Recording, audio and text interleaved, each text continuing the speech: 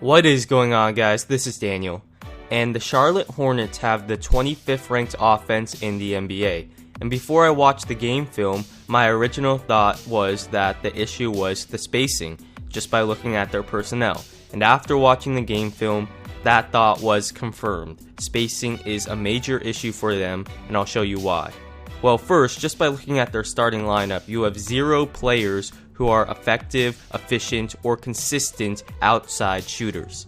Against poor perimeter shooters, defenses can help one pass away off of them, and here a Nets defender helps one pass away off Lance Stephenson, negating this screen and roll. The offense stalls because of it, and Stephenson takes a poor shot. Notice how Johnson can stop this screen and roll by helping one pass away, then sit on Stephenson's drive, forcing a tough miss.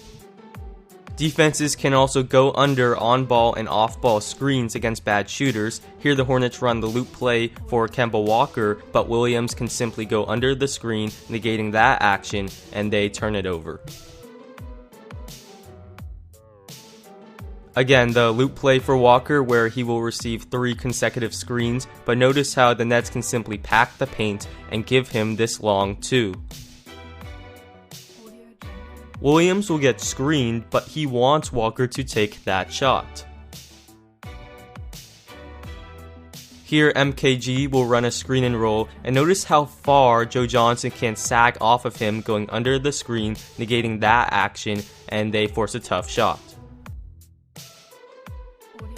It makes it so much easier on defenses to just go under these screens instead of worrying about complex concepts and tricky rotations. Watch how Jarrett Jack tries to go under this screen, but that is a no-no against a decent shooter in Brian Roberts, and he makes him pay. Again, Jack goes under the ball screen, giving Roberts an open 3. So now, Jack must go over the screen to take away the jumper, and that means the screener's man must come up to stop the ball, which frees up MKG on the roll. You can see how just the presence of a capable shooter opens up opportunities for teammates. Again, Jack must go over the screen, freeing up MKG on the roll. The screener being a capable shooter also helps, as here, Marvin Williams sets the screen and his defender must go out on him. If that was Cody Zeller, the defender would be in the lane, clogging things up. Instead, Gary Neal gets a driving lane and he scores.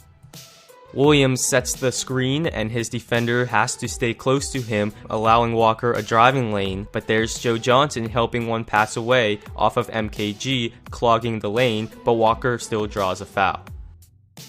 This time, Williams' defender comes off of him to stop ball, which frees up the pick and pop.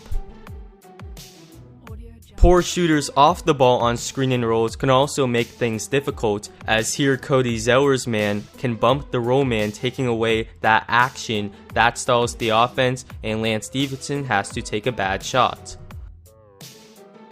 Usually, this is an impossible decision for weak side defenders. Should Anderson bump the roll man, giving up an open 3, or stay with the shooter, possibly giving up a layup on the roll? But it's an easy decision when Lance Stephenson is the shooter, as Anderson can stay off of him, giving him the jumper, though he hits here. Same exact sequence here. Anderson can bump the roll man, gladly giving Stephenson that shot. Again, Anderson bumps the roll man, negating the screen and roll, but watch Jarrett Jack help one pass away off a decent shooter in Roberts, and that is not a good idea.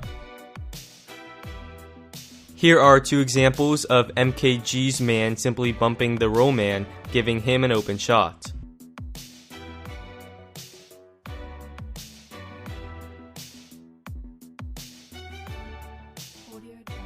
Notice how Williams can stray 20 feet from Walker to bump the roll man, and here he does a good job. He forces a turnover.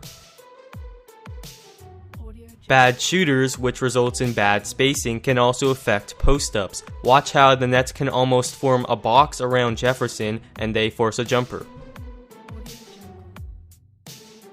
Here, notice how the Nets can double Jefferson in the post with no consequences. The spacing is horrible, there's only one good perimeter shooter on the floor, and Jefferson has to pass it out, but he does get it back here and he gets a good look.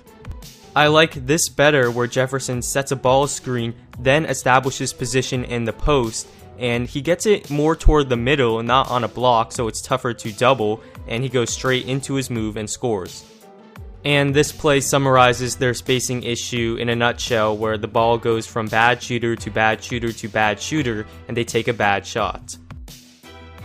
Well, there you have it, guys. Spacing and adequate perimeter shooting is so important in today's NBA. Teams might be able to get away with having one guard or wing who's not a good shooter, but when you have 4-5 guys who can't shoot effectively or efficiently, it's a recipe for disaster, and this team was simply put together extremely poorly by the GM.